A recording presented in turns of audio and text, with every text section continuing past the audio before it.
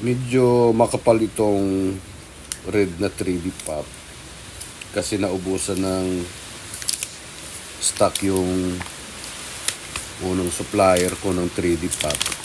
Sa red color lang naman.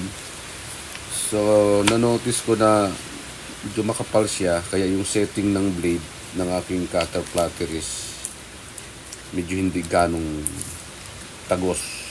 Pero maganda naman siyang ipil. Mas makapal nga lang, so kailangan mag-adjust tayo ng diinong blade para lang dito sa red color na to. Medyo makapal yung